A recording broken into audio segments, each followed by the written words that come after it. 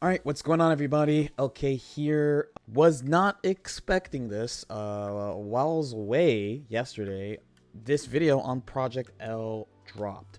So if you don't know what that is, that's Riot's fighting game that's going to be based on League of Legends. I've only heard a little bit about what's actually in this video, so it's the first time I'm seeing it in its completion. I'm definitely going to drop some comments about how I'm feeling, my reactions to stuff. If you don't know who I am and why my opinion matters. I'm a professional fighting game player. I play a bunch of fighting games in my career, if you want to call it. And this one is looking to be a pretty big release, both for just people in general and the fighting game community. So with that, let's just hop right into it.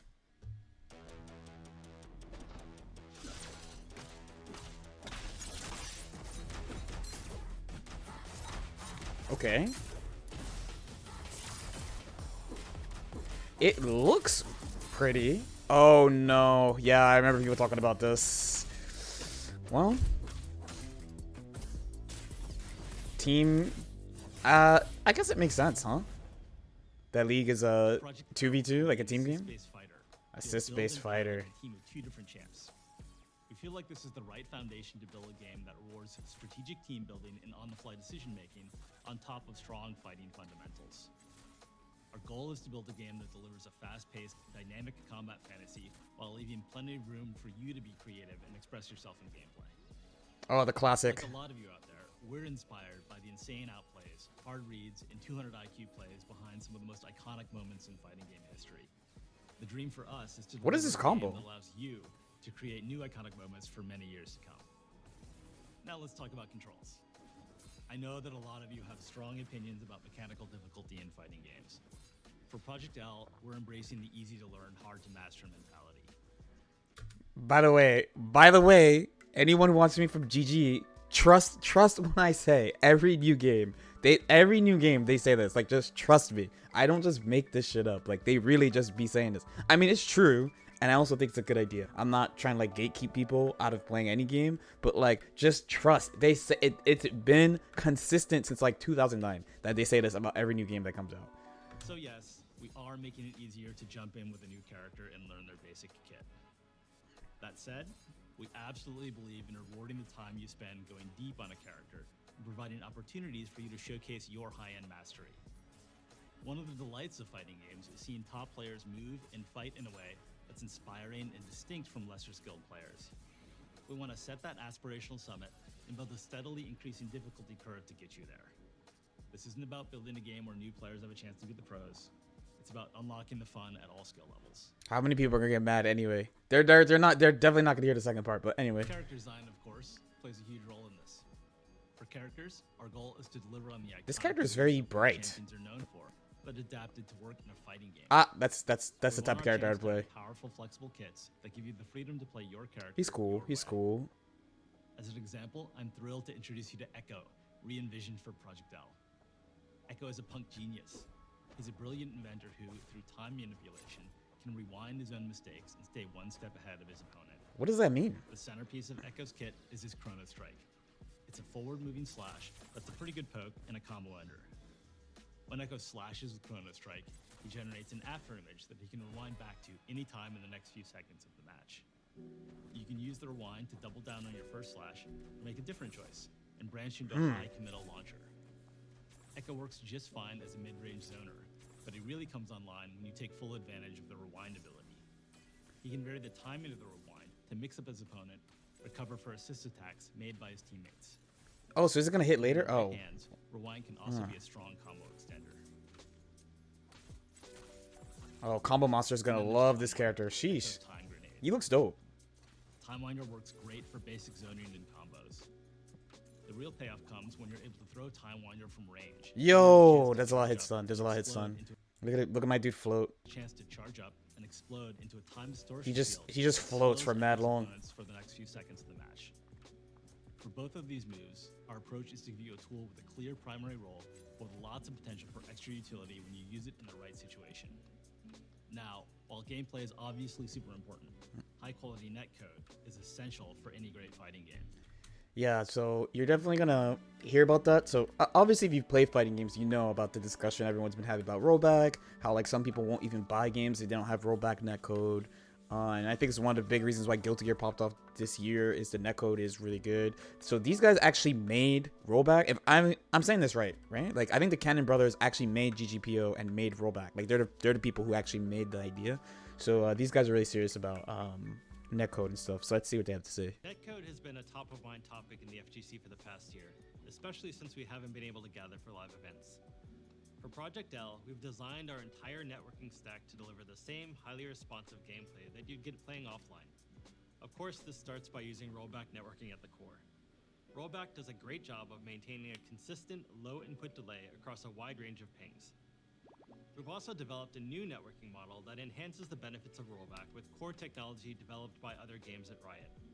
We'll route network traffic between players through Riot Direct, our internal network already being used to minimize latency in League of Legends and Valorant. Oh, so these are for other Also games. That's actively cool. managing a player's connection to their opponent to ensure a consistent, fair play experience.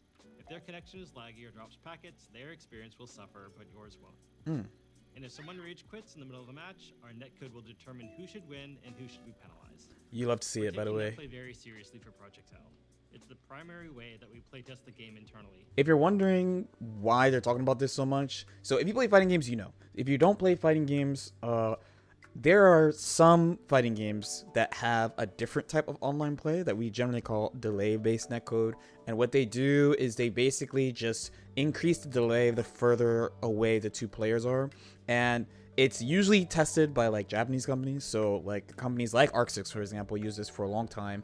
And in a small area, it works like really, really well. It's pretty easy to do. Apparently, I don't know. I'm not a coder.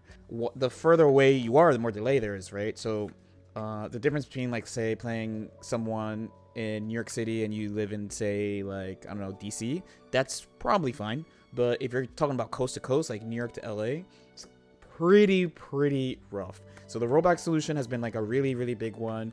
It's really good for basically everybody. Like if you're close, then it just feels like offline. If you're further, then you can actually like play the game, and like they use tricks to like hide the delay. Obviously lag affects all games, but even like the slightest, really slight delay will affect how people play a fighting games. For a long time, people were just like, yeah, we're just not about online. Like it's just all about offline.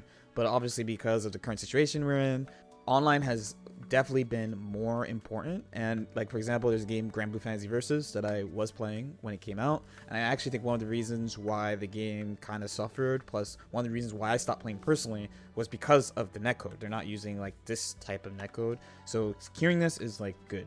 All right, so we got a lot to talk about. So where do I even begin? First, the game looks pretty good. I think it looks pretty stylish, just like the way it visually looks. I haven't really played any of like the League Riot games. Don't hit me for that. Don't hate me for that. My friends tell me it's good that I don't play League, by the way. Side note, it looks visually good. I'm not gonna lie, I'm kind of in pain that it's a 2v2 fighter. So I was kind of hoping this was gonna be a 1v1 fighter. And the first time we saw it, it was 1v1. Why? Let me explain myself. 2v2 games are definitely like really good games to watch. This game is definitely going to be fast because usually these games are fast, very mobile, very offensive.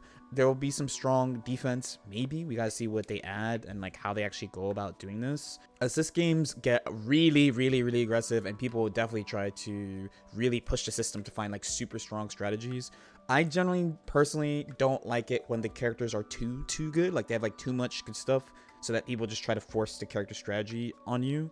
And generally in team games, that is the best strategy from what I've seen at least. So I was a little sad when I saw the assist call come out, but the trade-off is it looks fast, which is nice. Also, because of the team game, this is a good part about it being a team game. People will be more accepting of like kind of crazy character concepts. Like this dude Echo, with first of all, he looks really fast.